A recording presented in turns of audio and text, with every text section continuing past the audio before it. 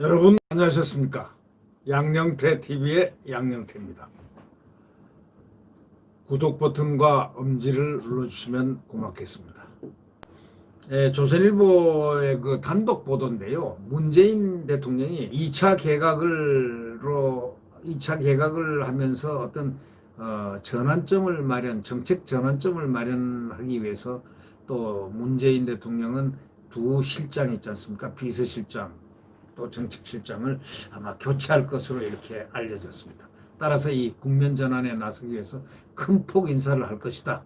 물론 추미애는 뭐 1순위고요. 그렇게 할 것이다. 라는 얘기가 있습니다. 네. 문재인 대통령이 청와대 그 참모진과 일부 부처장관 다 개각한다는 것, 동시 교체한다는 것. 과거에는 이런 게 없었는데요. 지금 예상보다 굉장히 큰 폭 인사를 통해서 윤석열 사태로 인해서 초래한 위기 상황을 어떻게 극복을 해볼까 하고 나설 것으로 알려졌지만 저는 이런 생각합니다. 그것도 좋은 일이긴 하지만 이제 검찰총장을 제자리에서 검찰을 복구시키는 작업에 대통령이 동참을 하는 것이 가장 좋은 일이다. 검찰을 그만큼 정말 모진 가학을 추미애를 통해서 해놨으면은 이제는 그 학대된 그 자리의 상흔을 치유하는 작업도 대통령이 해야 되지 않겠느냐 하는 것이 저 양영태의 생각입니다. 추미애 사표를 수리하고 내달 10일쯤 노영민, 김상조 정책실장 등 청와대 참모진, 또 박영선, 또 등등 선거에 나갈 서울시장에 나갈 박영선 중소벤처기업 장관 등 내각 인사를 대폭 교체할 것으로 지금 알려졌는데 원래는 추미애 장관, 서울시장 출마를 검토하는 박영선 장관 등 소폭 개각을 하려 했지만은 지금 상황이 그렇게 안 됐다. 왜? 윤석열 직무 복귀와 문 대통령 사과 이후에 또 레임덕과 또 이런 여러 가지 문제가 인사폭을 넓히지 않으면은 상당한 문제가 제기되지 않을까.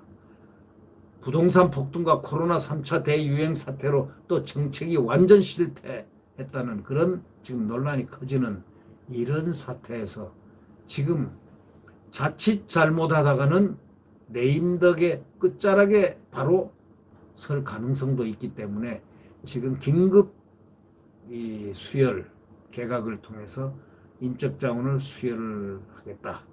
그래서 전환점으로 삼겠다 하는 것이 아마 대통령이나 또는 이 정치권의 여권 정치권의 생각이 아닌가 생각됩니다. 그렇지만 현 정부가 지금 부동산 정책 등에서 보여온 완고한 태도 감안해 보면 인적 쇄신이 된다고 과연 큰 효과가 있을까? 그런 것도 지금 이미 다 그렇게 생각하고들 있습니다. 별로 기대치가 없습니다. 국정 노선 전환을 해야 되는데 근본적으로 이 친북 좌파 좌경 노선 전연 일명 새로운 나라, 우리가 경험해보지 못한 새로운 나라로 자꾸 변마시키는, 또 거기다가 독재 리더십으로 함부로 입법을 해대는, 악법을 만들어내는, 생산해내는 민주당. 지금 이런 상황으로서는 절대로 국정 노선이 어떤 전환기적 마하트라든가 타하트처럼 이렇게 힘있는 그런 드라이브는 될 수 없을 것이다. 저는 그렇게 생각합니다.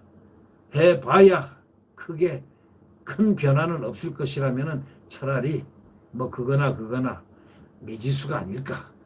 그런 미지수, 미지수라기보다는 이미 반 정도는 기지수로, 핵심은 기지수로 그냥 간다라고 생각한다면 그렇게 무엇이 달라질까? 검찰에 대한 개혁이라는 명분으로 검찰에 대한 압박이 있을 것이라고 예견은 되지만 그러한 경우에는 커다란 모험을 해야 되지 않겠는가 라는 생각이 나옵니다. 이제 윤석열 검찰총장도 만만하지는 않을 겁니다. 그는 추미애 그동안 많이 참아오고 많이 견뎌왔지만 만약에 검찰에 대해서 함부로 손을 대는 경우에는 그는 완강한 항거를 할 가능성이 있습니다. 합리적, 헌법적 근거에 의해서 그는 헌법을 내세워서 하위 법령에 대해서 투쟁을 할 가능성이 매우 높다라는 생각을 저는 한번 해봅니다.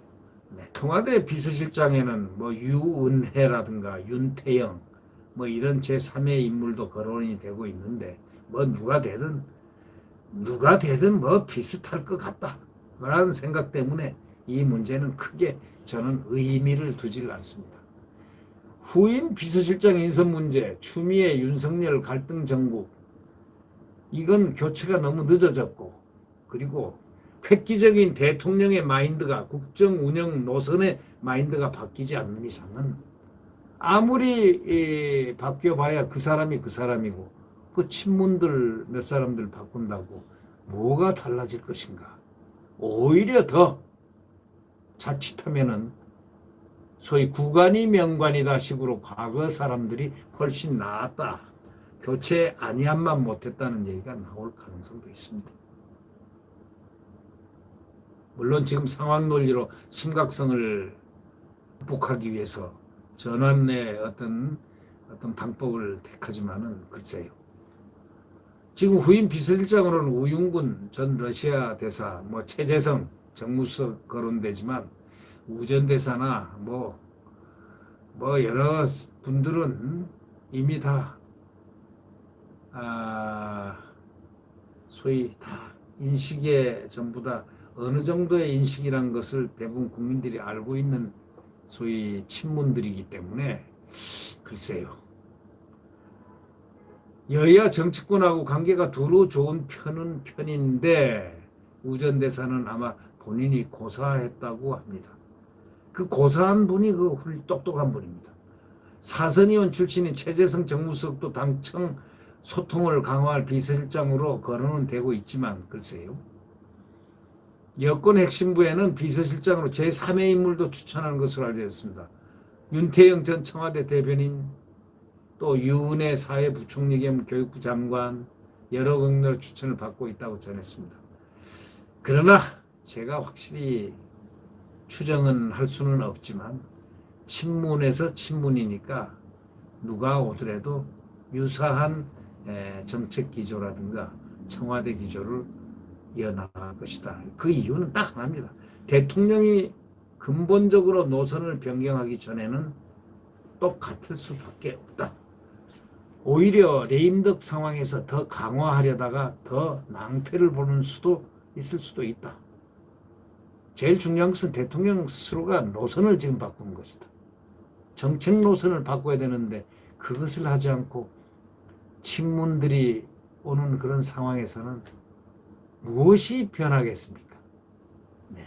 이 김상조 같은 사람 정책시장을 두어가지고 정책 기조가 아주 나빠졌습니다. 그럼 왜 나빠졌나를 분석해야죠. 소위 이념형으로 갔기 때문입니다. 진북 좌파형의 그 그림자를 갖다가 그대로 여울이 져 있기 때문에 그런 상황에서는 그게 되어질 수가 없다.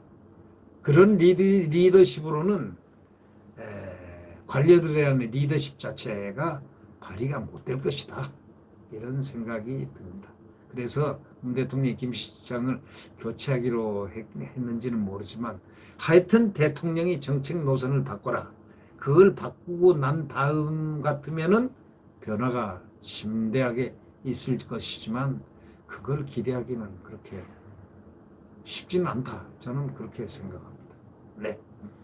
구독 버튼과 엄지를 눌러주시면 감사하겠습니다. 대한민국의 진정한 대한민국은, 대한민국의 헌법은, 대한민국 국가, 애국가, 국기, 태극기, 이 모습은 내일 다시 새벽에 태양처럼 떠오르게 되어 있습니다.